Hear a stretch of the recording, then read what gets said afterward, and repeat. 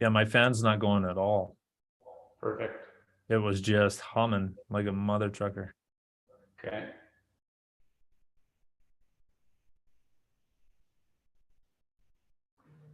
All right. Take two.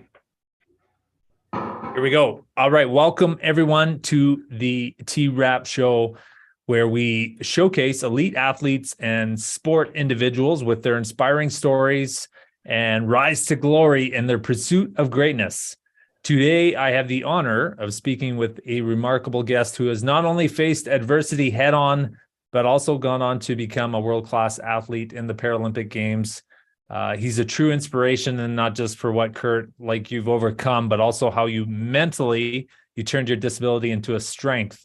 In fact, I listened to an interview where you said, I think there's a reason people like us live through these things.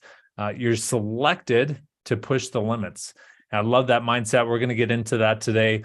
In this episode, we will dive deep into Curt's personal journey, his experience as a Paralympian, and the valuable life lessons he's learned along the way. So I hope that this story will inspire you to overcome your own obstacles and pursue your goals with courage and perseverance. So, Curt, welcome. Take two live here.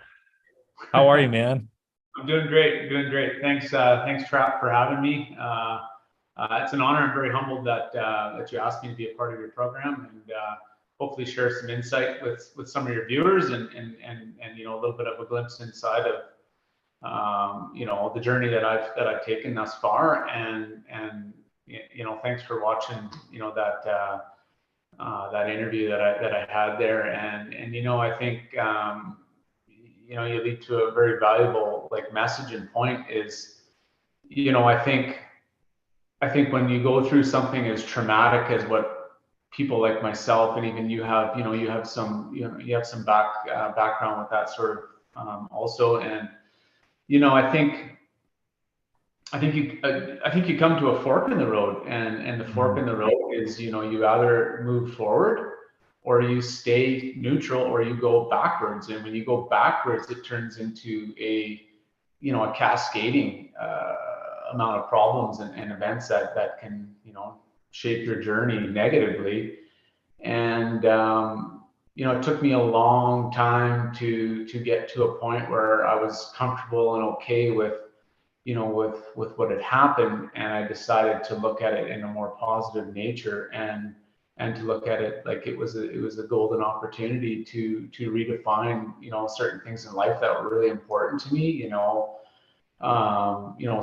Being a father and an athlete, and a motivational speaker, and sharing my journey, and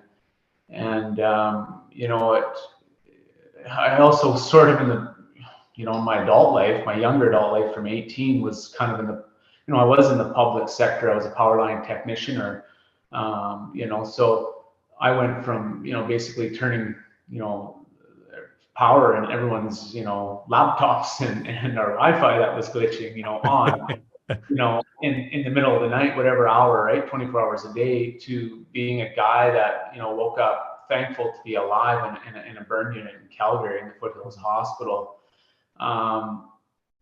to later on not being able to tie my shoes or feed myself. And it was a very daunting, trying time. And I think I looked at it like, you just take little pieces of that journey, and you just set goals. And I think if you don't set some sort of goal, when you're going through that you're not propelling, you're not moving forward. And I just kept accomplishing these small little tasks and these small little goals, to eventually starting to set some bigger ones, and setting the stage to be a multi-sport national athlete. I played hockey with the Canadian amputee hockey team. It was the first sport that I got into.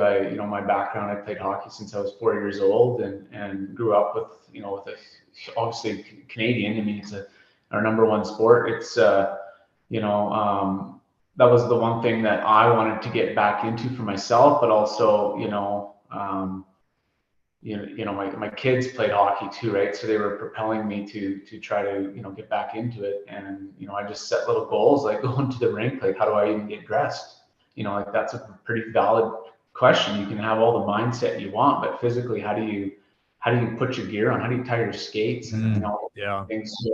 So I just started with little goals like that, and to eventually, playing with able-bodied people in my home community in Vernon, and I think it just kept pushing me to want to match them, but also do better. And I think I got to the point, like when I was playing with the amputee program, to potentially shooting as hard as I was with two hands as I was with one. So I think it was just finding different ways to do it, and setting goals, and accomplishing them, right? So yeah. So Curt, yeah, a couple of things on there. Incredibly, you said you were an athlete leading up to your accident, but you became a world-class medaling at the Paralympics, and medaling with the hockey team as well after your accident. So a lot of people, you said, coming out of that, you seen it as a strength, you see it moving forward, but more than not, athletes slip into depression, slip into abusing alcohol, or however they cope from that. They don't. It doesn't act as a catalyst for them to get better as a human being or better in sports.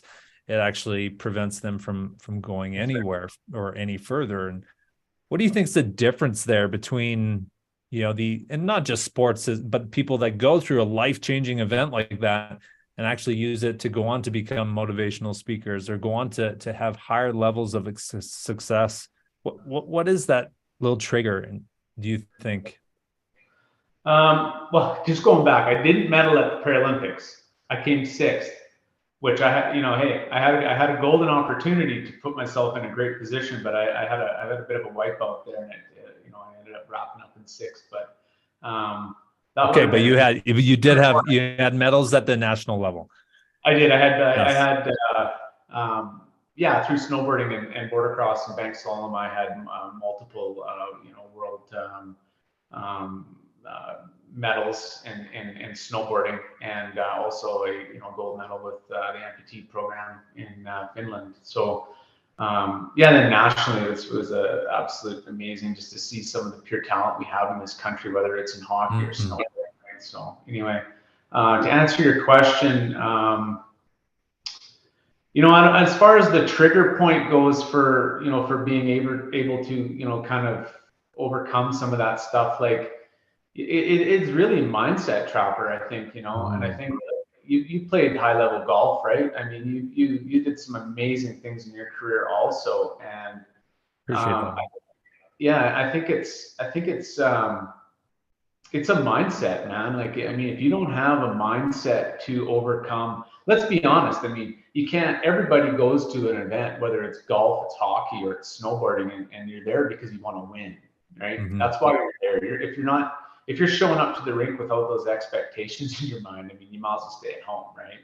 And that's what I told my son all the time when he played hockey, right? It's the same mindset. It's like you show up and you want to do your best, and you want to provide that W, right? But it doesn't happen always, right? And that's okay. You know what? It's okay to lose. Like I can sit here and I can go through so many different scenarios just with snowboarding in itself, just where there's a lot of pressure, like sponsorships, doing well to stay carded, and to stay a part of the national program. That all takes money to travel the globe too, right? You don't just that just doesn't appear. So when you have these events, say you fly all the way over to Finland or Spain or somewhere, and you're going over there, and you lose. Well, you don't lose, but you come in, let's say 10th or 8th, or and you had a wipeout, or like I had one time where I had equipment failure, right? I had some stuff fall apart, and I'm getting ready to go up in the gate. I'm in the I'm just getting ready to strap on, and I'm like, got parts coming apart, right? And it's like, well, just send her, right? Like, and just stuff like that, where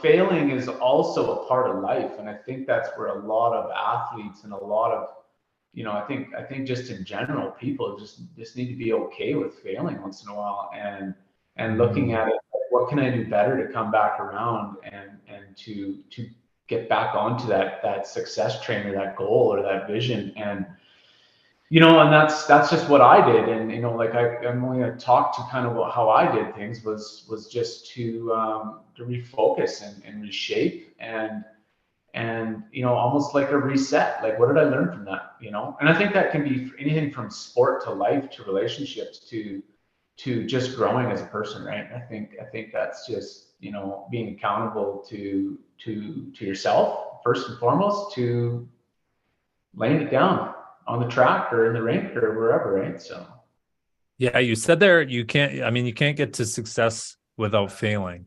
And an athlete, you think about any athlete journey, it doesn't matter how great or what level, you will always fail more than you succeed. That's just right. the path of greatness, really. Do you think people fear, well, I know people fear failure. Well, why do you think we as a whole fear failure so much when we know that the path to success, the path to greatness is through failure? You can't get there without failure. Yeah, no, that's deep. That's a deep question for sure. Why do I think we fear failure as humans? Is I think there's a multiple of factors. I think it's a lot of internal pressure, but it's also how are you viewed, right? And I think a lot of people look at what does that do for what people think of me, or whether it's sponsor related or it's just as a country, right? I think sometimes, like when you're playing at world international levels for sport, you wear the maple leaf proudly and you want to honor that. And I think when you don't get the success or the benchmark, whether for yourself or for the program, that yeah, I think there's a fear involved there, right? And a little bit of anxiety and a few different things, right? And it's, I can just think of multiple times where, even in Pyeongchang and like I had many sleepless nights after I came back from Korea, because I knew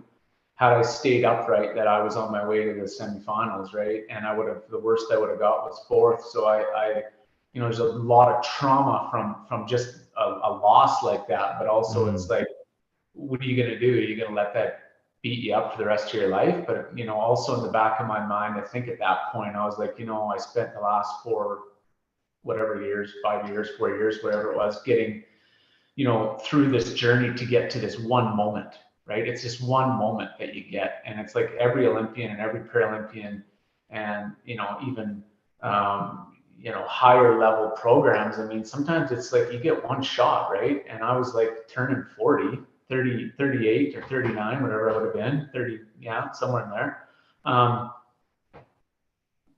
Would I see another one, Would I see another one? Like my body was deteriorating from my accident a little bit more aggressively at times. And, I think you go through life in your 20s and 30s and you like live indestructible. It's like, oh, you just get back up. You get right back on that board.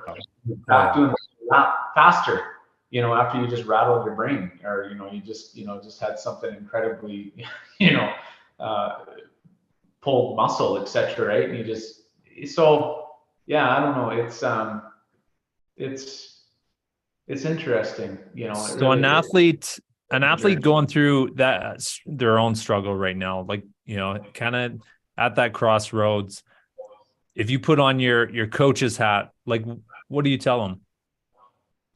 I often, when I speak to different, people or athletes or whatever, right? I mean, I just say, just go out there and be yourself, man, and trust in your instincts, right? And I think that's one thing that a lot of people, they lose focus of is the noise in the background, right? It's the sponsor, it's the, all these different things that are going around you in the background. And I think it's just, there's a reason that you want to do this sport. You love it, right? So go out there and have fun with it. And like I always tell, like even my messages to my son is like, just to go have fun. Like you can't expect everything to always fall into place. So like, just go and have fun with it, let go, and lay down some of the best,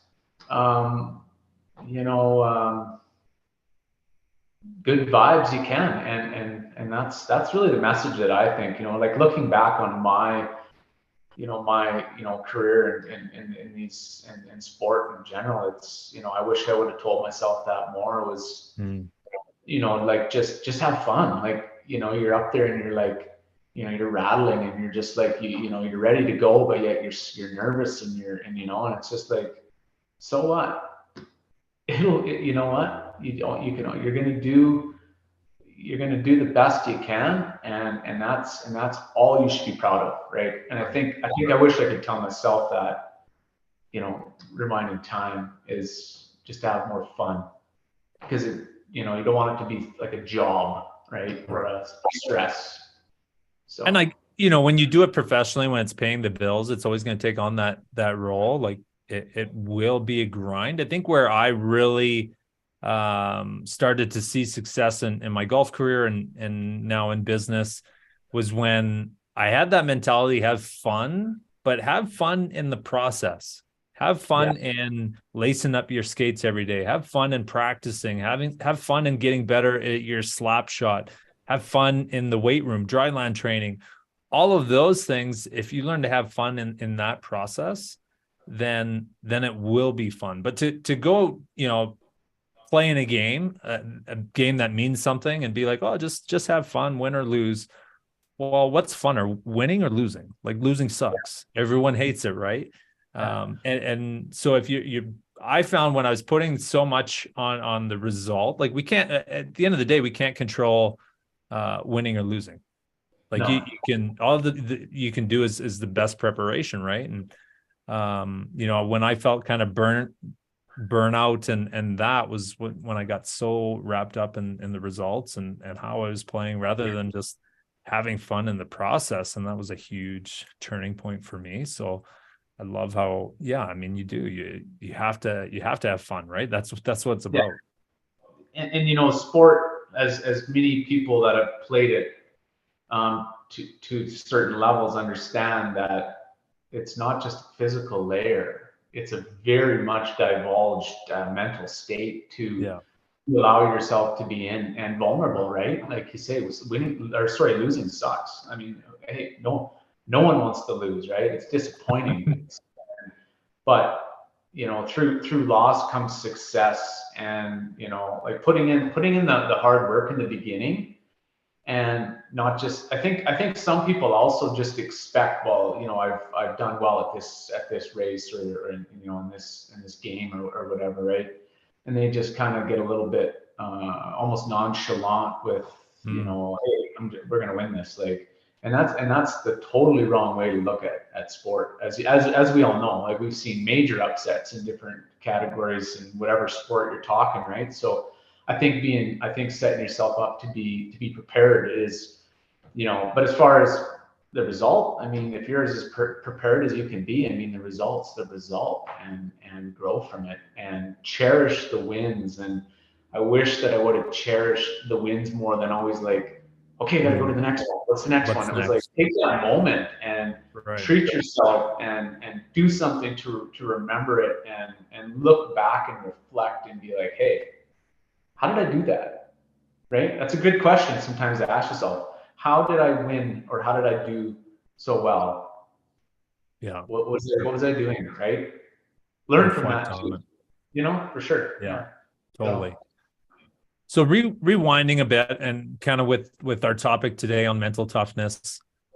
I mean, I know how you came out of it, but I know immediately after, when you wake up, I remember waking up in the hospital bed, and I'd been through the emergency surgery. They removed my entire colon, and I knew, you're looking down, there's staples all at your body. Physically you're never going to be the same again. So you go through a depression. You can't help it, right? Like, it's a dark, you're like, man, am I ever going to, be normal again? So what steps, if you had to give our listeners some tangibles, what steps did you do to come out of that and really like start to get the mindset of this is going to be a strength for me. This is going to make me better. Yeah. No, thanks for sharing that, Trapper. I mean, I know obviously a little bit about your journey, Man, it's good to see you. It's good to see you kicking ass out there, and it's I'm super proud of you, man. So Thanks, Curt. Appreciate that. yeah. So you gotta grieve. You gotta grieve what you lost. And I tell this, a friend of mine, actually a few people in the last few years, working in the power line trade. I mean, when things go sideways, they go sideways, and it's often death or limb, right? And that's, I use that analogy all the time with our apprentices. It's it's death or limb, right? And you're not going to walk away unscathed from hazardous energy, and seeing some people going through some tough times the last few years, people that I knew or know, I should say. And there's a grieving process to that, right? You have to grieve what you've lost. And I think that's what I learned. And it was so bloody hard to wake up every day and just be, first of all, in pain. Second of all, have something that you love taken away from you, which was being a lineman, knowing I'd never do that job again. And I was good at that job and I liked it. And so that was really hard. It was hard on me. And then, you start trying to, all these little layers and these little mountains that you got to climb. Like, it's just, it's overwhelming in the beginning. And I think you can't help but not be depressed and be in a state of, like, pure chaos, really, up in, upstairs, right? It's, I think you really have to grieve, and you have to sit in that spot. And some people, it's like, it's the uncomfortable, and especially with guys, like, a lot of guys don't want to sit in that. They don't want to feel like it's almost like a weakness to be vulnerable like that. And I think that's also another bit of a stigma that, some of us have, and I think myself probably had, is like, you're like the main supporter, and this is like, you're the main bread, whatever, right? And then you kind of go to being broken, and can't even tie, like I said, can't tie your shoes, can't feed yourself, can't even open up a door, really, that's the state that I was in. Like, and then you almost start to panic a little bit with being in that uncomfortable stage, right? And I look back on it now, Trapper, and I'm really glad I grieved. I had to grieve the loss, and I had to grieve the life, I guess, I had before, essentially, right? Able-bodied, maybe, life, right? To this new, and then, revamped. And I had this little boy come up to me not so long ago, and he said to me, he's like, "Do you miss your hand?" Like, it's an honest question for a 6-year-old to ask you, right? I mean, and they just give it to you straight, right? They don't, like, kids are hilarious, right, like that. Yeah, so it's really, it was a really raw question, and it actually made me kind of sit back and just think, like, huh. And I said to this little boy, I said, "No, I don't." I said, "I don't." And I think he was shocked, as I was shocked with the question, but I think he was more shocked, like, why wouldn't you miss your hand? Like, you can't play basketball with one hand, right? So, and I kind of explained to him as to why. And like, just for yourself and your viewers, it's, the reason I said that was it changed me. It made me appreciate this kind of gift that I was given, and that gift is to show others that you can get through these things and you can move forward, and there is a life after trauma, right? And I'm living proof of that. And many of us around the world, and some of my teammates and people I know in the para world, right? I mean, they're living examples of exactly just that. And yourself is another person that's living proof of life after trauma. And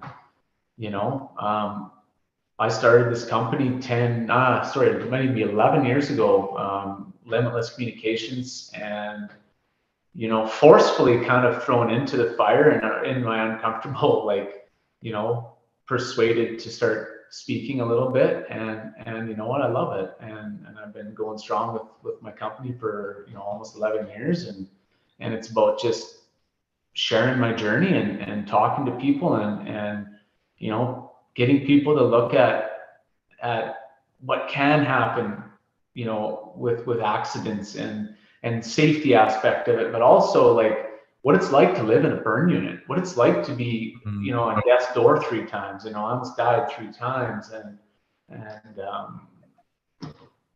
yeah, I think I was chosen. I was chosen in some regard, you know, for you know, a multitude of maybe reasons, and I think that's the only way to look at it, because the other way to look at it is, you know, it's a tough road going the other way. Darker for, yeah, absolutely, man.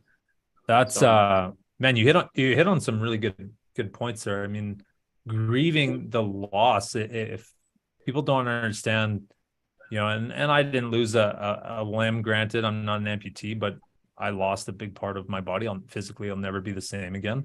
My life has drastically changed since my surgery, and you feel like you've lost someone, like yeah, and I actually never took the time to grieve, like you said. That really resonated with me, and you know, I appreciate you talking about that. It's you know, it is a loss that you have to overcome. I remember hearing a saying. It said, God gives his greatest battles to his strongest warriors. And it's true. As more stuff started to happen to me, and you're in the hospital, you know, I really started to kind of have the saying that, man, this is going to be a great story. This is because you think about, you know, a great warrior, a great, you know, movie, and the warrior overcome the biggest battles, right? that's If right. he was just sitting back and it was, oh, they conquered the land and it was easy, and he sat in his chair, well, it wouldn't make a movie. And you know, so it's the big battles that, and I just kept telling myself, man, this is gonna make a great story. This is gonna make a great story when I overcome on the other side. And you know, your company, Limitless Communication, so you do a ton of motivational speaking, and I know that message definitely resonate with a lot of people. So through that, kind of, you know, to wrap up and talk about Limitless Communications, your company, and what's your hopes, what's a mission that drives you to get out there um and speak to other individuals that are going through a hard time? Is it to motivate them to become better or overcome challenges, or all of it? What's the mission behind the company you started and your motivational speaking? Yeah. So, you know, I've spoken to so many vast different type of industry, from, you know, from hospitals to, you know, electrical companies to oil field companies to schools to, I'm sure I'm missing a ton of different sectors, but, you know, like, just to kind of give you a big picture of sort of, you know, what I've sort of done with this company. And, um, you know, being able to share that journey also puts me in an extremely vulnerable state. But I like that, because I like to be able to be raw with the people that I share this with, because, you know, let's say, you know, Timmy doesn't expect his dad to come home tomorrow and be, you know, an amputee or dead or what have you, right? I think it's okay for us to look at the traumatic things that can happen, and how do we move forward. It's like losing a child. Like some people that lose a child, like I couldn't imagine,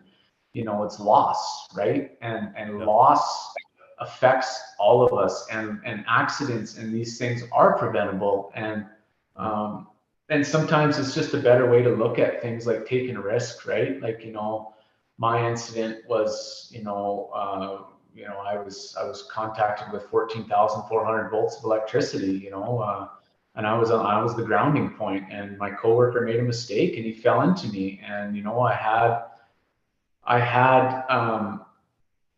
you know, before this actually had happened, this incident, I had thoughts of like, I don't like how this job's going, you know, and I vocalized that. It was kind of like my voice wasn't heard, and you know, and you live in this, I lived in this world with risk. Every time I went out, I had risk, right? You're dealing with Totally.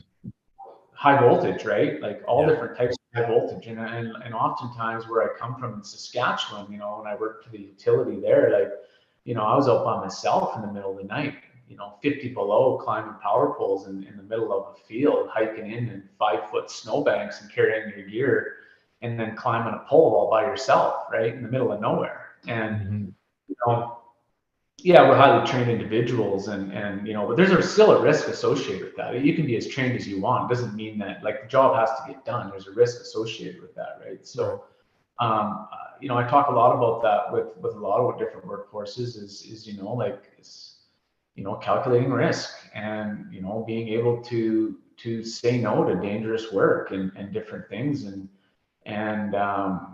you know, not being afraid to say I don't know or whatever, right? Like, you know, like, sometimes it's okay to say I don't understand. Could you explain that? Like, and, you know, there's a lot of different circumstances too. Like, when I talk with workforces, it's like sometimes somebody may have something going on at home too, that he's just, you know, he or she is just not focused on the job. And totally, yeah. And, you know, it's just life. We all have life. We all, you know, life happens, and it's okay to ask for clarification, and to not understand things, and also to inspire, you know, diversity and inclusion, and people that feel like, you know, they've had trauma in their life, whether personally or someone in their family, or what have you, that, you know, I want to be able to be a voice for some of those people that aren't heard or don't feel that they're heard,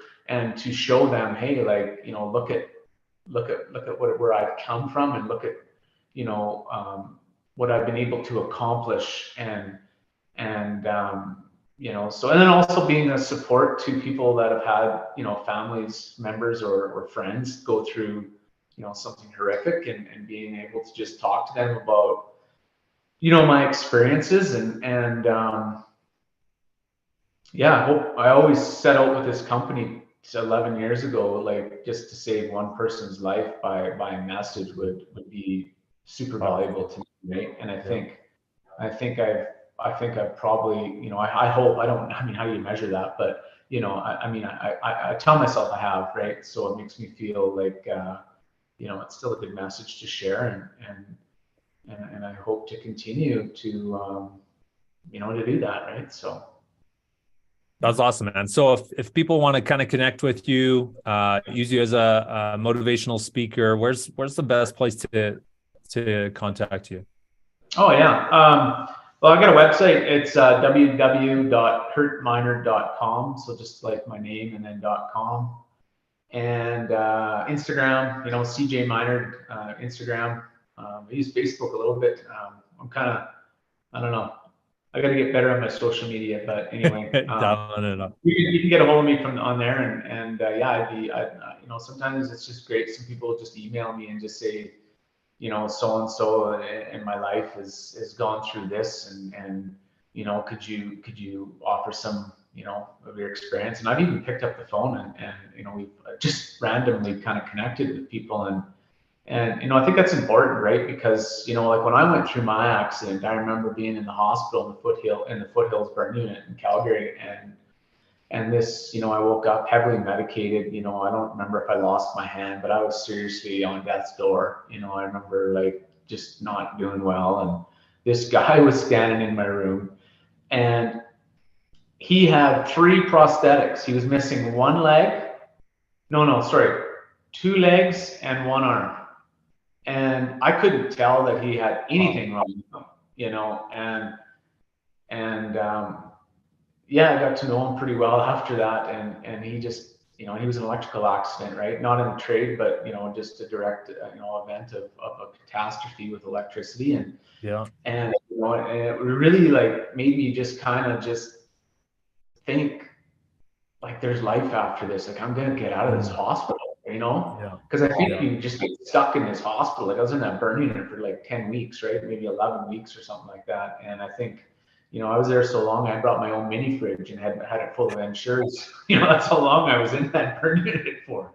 You know, so would have been a better story if it was beer in the fridge, but no, it was Ensures. Yeah. You know, it changed the just little people like that, they change your life, right? Like, you know, I Yeah, look back exactly. at that 14, 15 years ago, and I can still remember that situation. And this guy just taking the Totally. time to talk to me, you know, Yeah. and say, like, you know what, there's all different kinds of prosthesis, and you know, you're gonna get out of here and you're gonna be okay. And I was like, yeah, okay, yeah, you know, and I needed that. I really needed that. And I hope I can offer that to people too, right? So That's awesome, man. Well, listen, today's been a lot of fun. You and I got connected on Instagram and getting to know you more. And I was inspired by your story, but now I have the utmost respect for you just as a human being and how passionate you are about helping people. And I know you're kind of on the verge of starting your own podcast as well with your company and motivating and inspiring other individuals, like you said. But it's been an honor, Curt, having you on the show, and your insight and what you've overcome is inspired me as well. So I appreciate you, man. And I know you're going to continue to achieve greatness and help others achieve greatness as well after this. thank you, and hey, you're inspiring us too, Trapper. You know, you're a man of your words, and very honorable human being. So thank you for having me, and yeah, I hope we can continue to evolve our friendship. Absolutely. Okay, brother. Sounds good. Take care.